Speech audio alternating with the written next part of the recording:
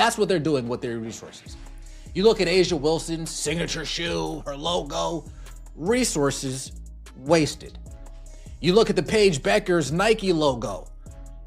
Does this look like they really wanted to do this, or they were just catering to that crowd? So they said, oh, let's just get up Paige and let's give her a logo. Let's cater to the crowd. Picture this instead. A car speeding down the highway while someone casually dumps 2 duffel bags stuffed with cash straight onto the asphalt. That's not exaggeration. That's an accurate metaphor for how major corporations are currently spending their marketing budgets in women's basketball. Nike, Lego, and several other major brands are pouring millions into athletes who don't boost viewership, don't move merchandise, and don't influence ratings in any measurable way. And here's the most unbelievable part. They're fully aware of it. They know exactly what's happening, yet they keep signing the checks anyway. Paige Bueckers signs a deal with Lego as she prepares to be the next signature athlete. Now, my question to you. How many kids know who Paige Bueckers is? Number 1. How many kids' parents know who Paige Bueckers is? Number 2. And if you're walking in a toy store, whether it's Target, whether it's a toy section at Walmart, and you see this face on a box, who knows who this is? Now rewind to January 13th, 2025, because this is where the logic completely falls apart. Lego rolled out a partnership with Paige Bueckers, just as she was getting ready to enter the WNBA. And right away, there's one obvious question that should have stopped the room cold, but somehow didn't. Who is this actually meant to appeal to? Walk through the toy aisle at Target or Walmart today. A parent notices a Lego box featuring a face they don't recognize. A kid grabs it with no idea who it is. The box goes right back on the shelf, untouched, while Caitlin Clark-Wilson basketballs disappear in under 2 days. That's the gap no one wants to acknowledge. Lego built its dominance by attaching itself to universally recognizable icons. Star Wars, Harry Potter, Marvel. Brands that instantly register with both kids and adults.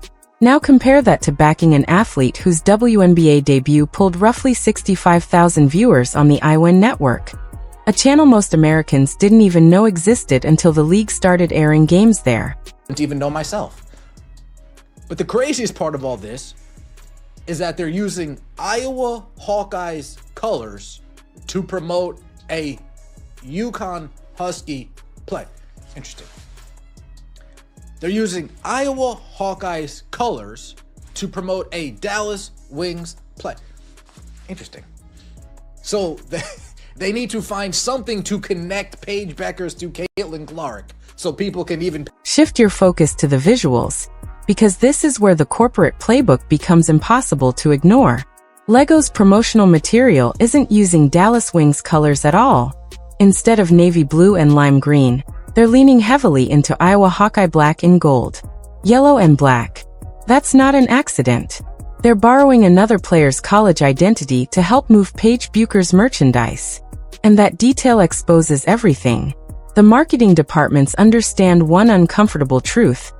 Bueckers' only generatess connected to Caitlin Clark generate attention. That strategy isn't new either. They tried linking them during Clark's junior year at Iowa. They doubled down during her senior season. The so-called rivalry was pushed so aggressively that ESPN framed an entire year around it.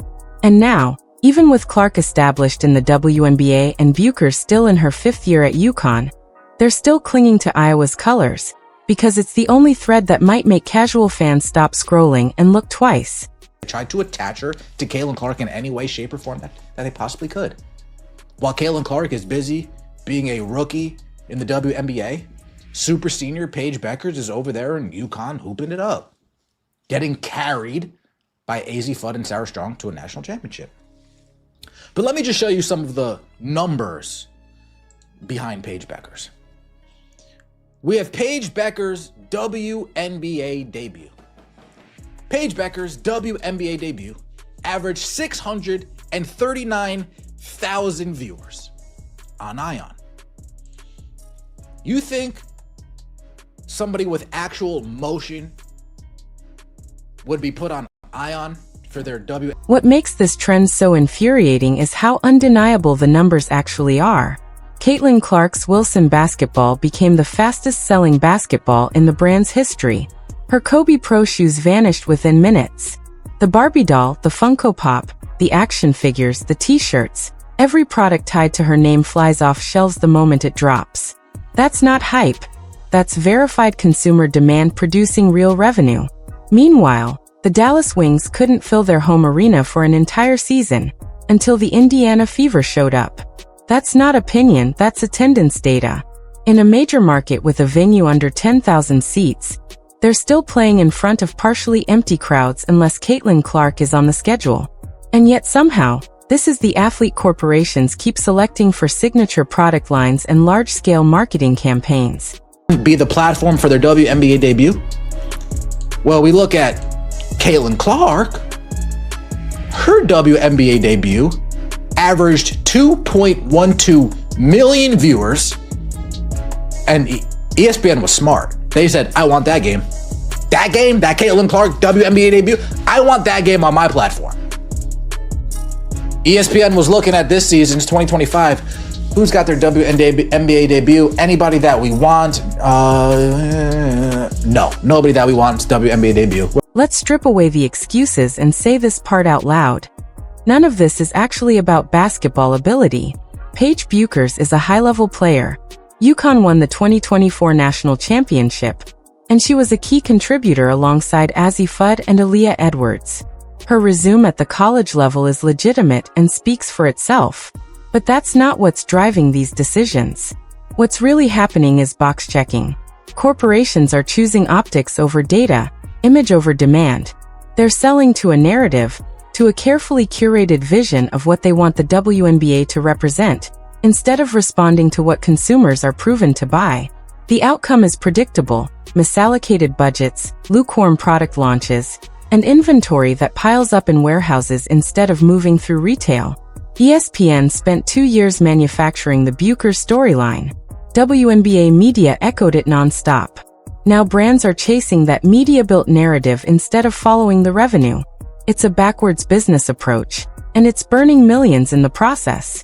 More people tuned in to Caitlin Clark and her debut on ION before people even knew that this network existed.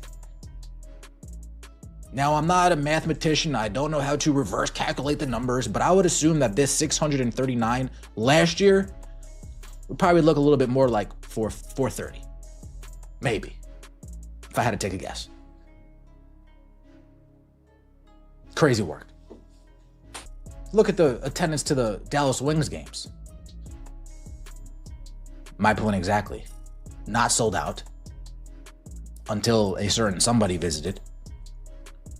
Until a certain team came to town. Not sold out. And we're talking about a sub 10,000 seat arena. Not sold out. It's very interesting that these companies are just willing to throw money down the drain just to appease certain people. At the core of all this is a simple but uncomfortable reality. We're watching massive corporations willingly ignore consumer behavior and accept financial losses instead. Decisions are being driven by online narratives and curated social pressure, rather than hard sales data. Brands are designing products for a hypothetical audience that barely exists, while overlooking the buyers who are actually spending money. Take the Lego announcement as the clearest example. The company is essentially wagering that parents will purchase WNBA-themed sets for kids who have no idea who Paige Bueckers is. At the same time, they're counting on nostalgia-fueled adult collectors to step in, despite the fact that Bueckers doesn't have the cultural reach that gives collectibles long-term value. This is a product launch detached from market research, almost guaranteed to underperform. And when the numbers come back short, which they likely will, these companies will face a fork in the road. They can either acknowledge a flawed marketing strategy and adjust, or they can dig in deeper and shift the blame onto consumers for not buying what was offered. Given how this story has unfolded so far, the second option feels far more likely. The clearest signal of how shallow this investment really is comes straight from Nike itself. A paint bucket logo gets rolled out and labeled a signature design, which says everything about the effort level behind it. This isn't a serious revenue play. It's the minimum required to claim participation. It's corporate performance art dressed up as athlete sponsorship. LEGO's approach tells the same story. Using Iowa Hawkeye colors to promote a Dallas Wings player isn't subtle. It's an admission. They understand that without a link to Caitlin Clark's brand, there's no organic interest to capture. So instead of building Paige Bueckers as a standalone draw, they latch onto someone else's cultural momentum while pretending it's independent investment. Consumers aren't fooled by this. The attendance figures are clear. The TV ratings are clear. The sales data is clear. Right now, there's one player in women's basketball who consistently drives every measurable outcome. And rather than leaning into that reality and building products around proven demand, corporations are diluting their budgets across athletes who don't deliver comparable returns. This has nothing to do with fairness or equal opportunity. At the end of the day, this isn't about fairness or hype. It's about core business fundamentals. Publicly traded companies answer to shareholders, which means they have a legal and moral responsibility to make decisions that generate profit. Choosing to pour money into marketing campaigns that are destined to fail isn't brave or visionary, it's negligent. And the athletes caught in this corporate chess game deserve far better. Paige Bueckers deserves a Nike logo that actually reflects serious creative investment. She deserves marketing campaigns built around her real strengths, not forced comparisons to someone else. She deserves partners who are fully committed to her success, rather than ticking boxes to appease social media trends. Instead, what we're seeing are rushed product launches, derivative marketing materials, and half-hearted campaigns that insult both the athlete and the consumer. LEGO sets will sit on clearance shelves within months. Nike logos look like they were sketched in 15 minutes.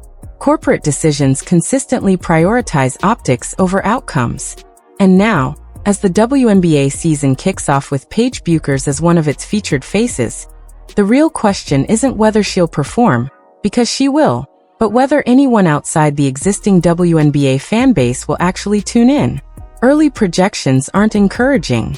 The league lacks a major TV deal, most games will stream on niche platforms, and the marketing push has been minimal compared to what a new professional sports league deserves. This is the pattern.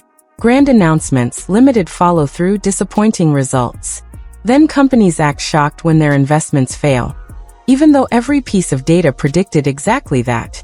Meanwhile, Caitlin Clark's rookie season drew 3.4 million viewers for her first ESPN game. Her finals appearance delivered the highest WNBA playoff ratings in decades. Her jersey became the league's fastest-selling merchandise. Her social media presence generates more engagement than the rest of the league combined. That isn't opinion, it's measurable impact across every metric that matters.